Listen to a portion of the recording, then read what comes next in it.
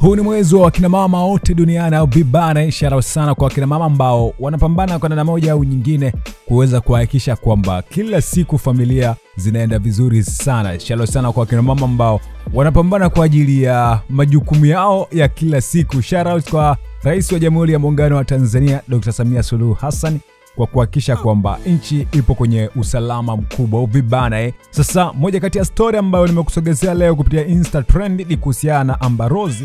Amefunga kuhusu uhusiano wake wa zamani na Kanye West, akidai kuwa star huyo anapenda wanaume wavutike na wake zake. Katika mahojiano ya hivi karibuni, Amber Rose alisema kuwa Kanye West alifanya hivyo toka kipindi akiwa na Kim Kardashian, na kwamba anapenda kuona wanaume wanatazama wake zake.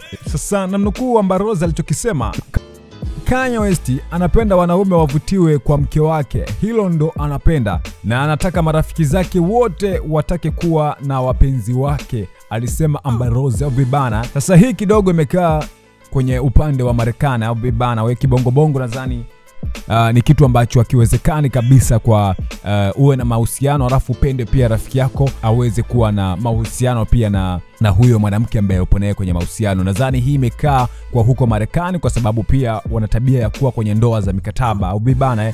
Hii ni A Digital. Kubwa zaidi lilikuwa ni kuhusiana hili ambalo Amber Rose amelishare kupitia mahojiano ambayo alifanya na kusema kwamba mume wake wa zamani ambaye alikuwa ni Kanye West amekuwa ni moja kati ya watu ambao wanapenda sana wanaume wawatazame wake zake au mpenzi wake anayekuwa naye kwenye mahusiano that time.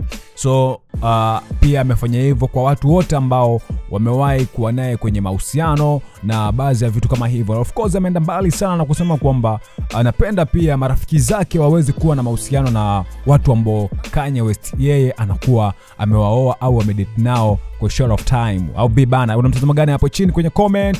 Mimi naitwa Carnivore, hii ni A Digital. Endelea kustay na sisi kwenye mitandao yetu ya kijamii. Hapa nazungumzia Instagram, Facebook, X na TikTok na YouTube kwa jina moja tu A Digital. Lakini pia unaweza kutusikiliza kupitia 92.9 AFM Radio Dodoma au bibana. Shout sana kwa wewe ambaye unaendelea kubaki na sisi, na huu ni mwezi wa wanawake. Shout sana kwa wanawake wa nguvu ambao wanapambana kila siku ili familia zao ziendelee kubaki katika njia kuu. Shout sana kwa kina mama ambao wanapambana kuhakikisha kwamba wanakimbia ile hali mbaya ya kutegemea au bibana. Bye bye until next time.